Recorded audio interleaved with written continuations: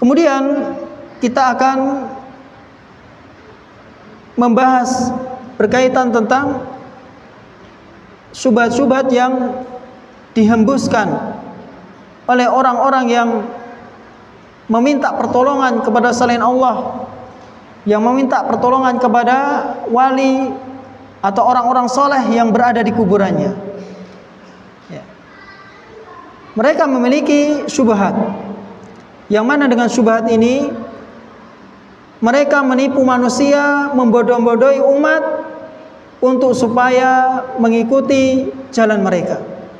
Dan kita sebagai seorang muslim harus mengetahui, ya, harus mengetahui jalan-jalan yang menyimpang, jalan-jalan yang tidak diridhoi oleh Allah Subhanahu wa taala, agar supaya kita sempurna di dalam mengilmui jalan hidayah ini.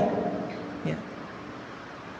Oleh karena itu dikatakan araftu syarra la li syarri walakin li tawaqqihi. Aku mengetahui keburukan untuk supaya tidak mengikuti keburukan, supaya tidak melakukan keburukan. Akan tetapi untuk supaya menghindari atau berhati-hati dari keburukan tersebut. Mereka mengatakan inna syirka ibadatul asnam faqat. Ini syubhat mereka. Sesungguhnya kesyirikan itu hanya beribadah kepada patung saja. Mereka mengatakan seperti itu. Adapun orang yang menyembah selain patung, seperti menghambakan diri kepada wali-wali, makam-makam wali, orang-orang soleh, fahadha laisa syirkan. Maka ini bukan syirik, kata mereka. Dan mereka mengatakan ini namanya tawassul. Tawassul kepada Allah Subhanahu wa taala. Dan mereka membawakan firman Allah Subhanahu wa taala, "Wabtaghu ilaihil wasilah." Dan carilah menuju Allah perantara. Ya, kalau kita tidak mengetahui pemahaman yang benar, bisa tertipu dengan syubhat ini. Oleh karena itu tidak setiap orang yang membawakan dalil Al-Quran dan Sunnah pasti pemahamannya benar, belum tentu. Bukan jaminan. Ya, bukan jaminan. Dan bantahan akan syubhat ini, bahwasanya Rasulullah SAW dahulu ketika hijrah ke Madinah, karena ketika di Mekah belum diizinkan berperang, tapi setelah hijrah ke Madinah, Nabi diizinkan oleh Allah SWT untuk berperang. Rasulullah SAW memerangi mereka, baik yang beribadah kepada patung, baik yang beribadah kepada pohon, batu, atau mereka yang beribadah kepada malaikat, atau beribadah kepada wali-wali dan orang-orang soleh dari kalangan Nabi. Nabi SAW tetap memerangi mereka. Sebagaimana firman Allah Subhanahu wa taala, "Wa ya'buduna min dunillah ma la yadurruhum wa la yanfa'uhum wa yaquluna haula'i syufa'auna."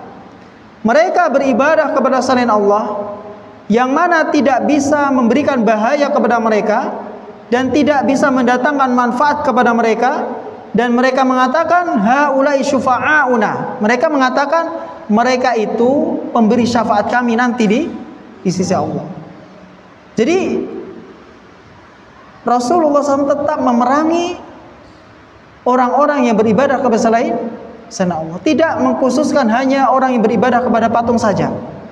Kalau sekiranya kesyirikan itu hanya terbatasi dengan orang yang beribadah kepada patung, tentu Nabi SAW tidak akan memerangi orang-orang yang beribadah kepada orang-orang soleh, wali dari kalangan Nabi. Ya. Tapi ternyata Nabi SAW tetap memerangi orang-orang yang menyembah wali, beribadah kepada batu, pohon, dan malaikat. Dan Nabi Isa alaihissalam, mereka beribadah kepada Nabi Isa alaihissalam. Apakah lantas dikatakan innahum ghairu musyrikin? Apakah lantas tidak dikatakan mereka bukan orang musyrik? Tidak. Karena pengertian dari syirik adalah sarful ibadah li ghairillah, memalingkan suatu ibadah untuk selain Allah.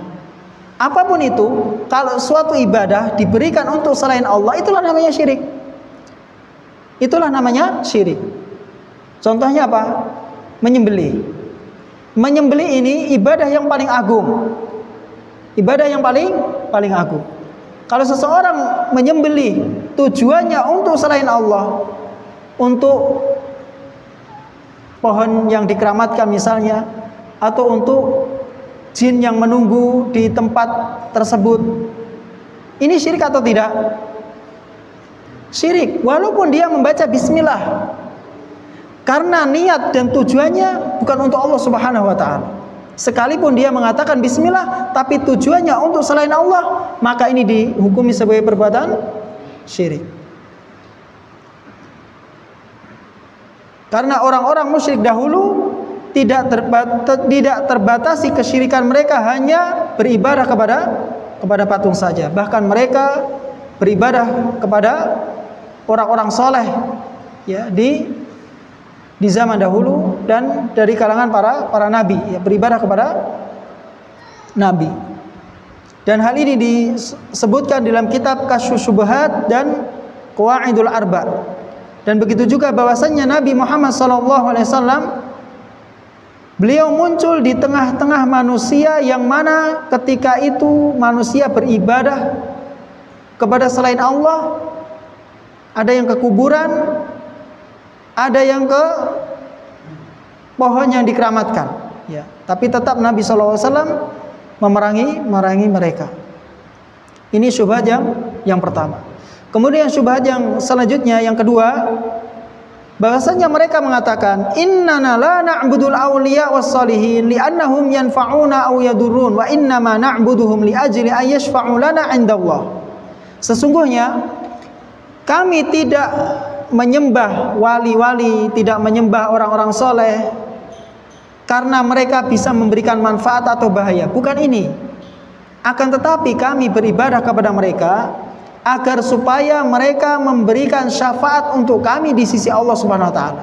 Jadi mereka tidak meyakini wali-wali ini, orang soleh ini bisa memberikan manfaat atau bahaya. Mereka tidak meyakini ini. Hanya saja mereka apa?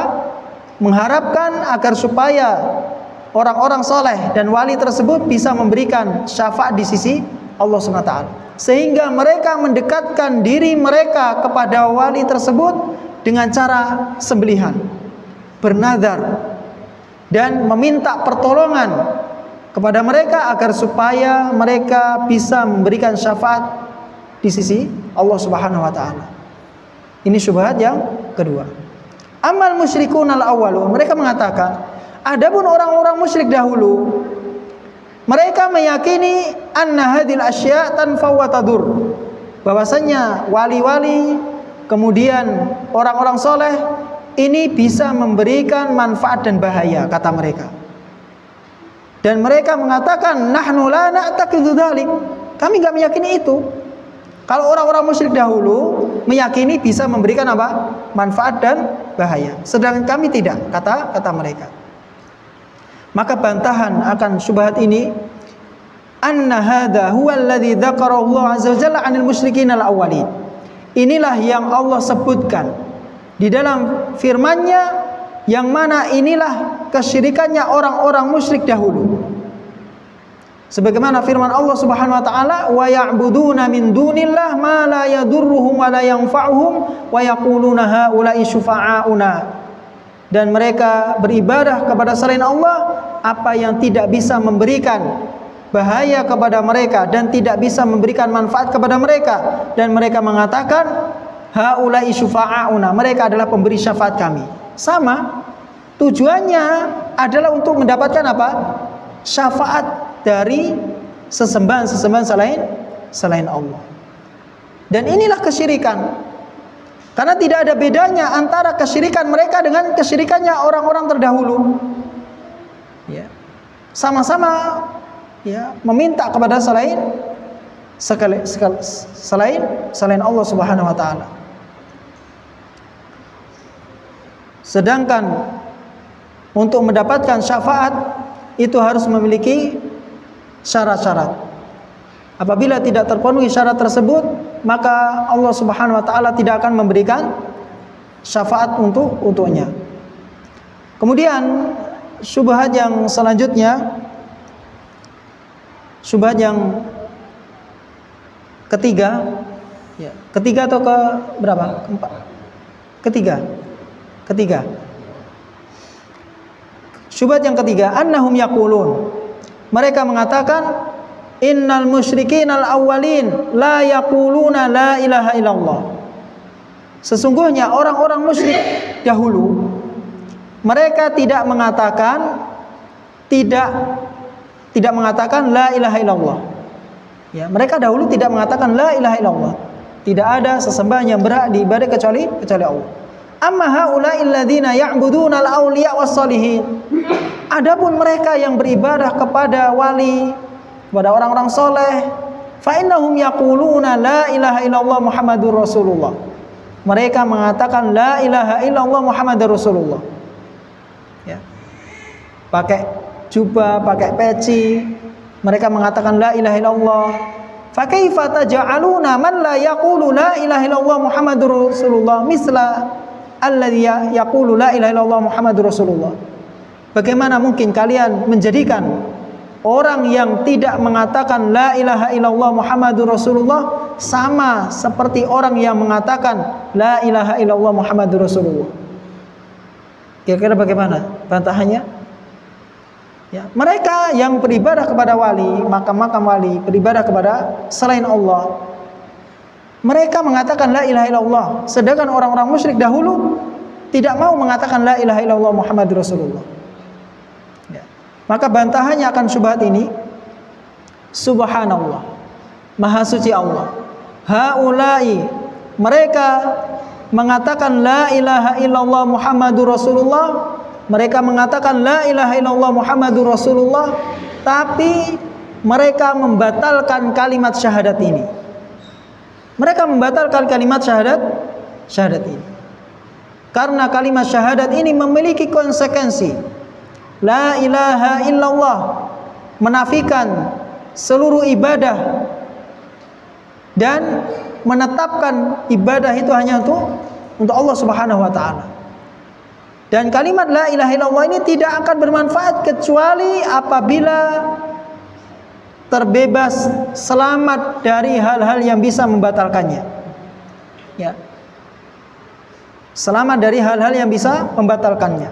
Fahaulai, dan mereka mengucapkan kalimat la ilaha illallah, akan tetapi mereka membatalkan kalimat la ilaha illallah dengan perbuatan syirik. Ya, dengan perbuatan syirik, dengan meminta kepada selain Allah. Fama makna la ilaha illallah? Lantas apa makna la ilaha illallah? Ya, tidak memiliki arti jika seseorang beribadah mengucapkan la ilaha illallah tapi ternyata masih melakukan perbuatan syirik.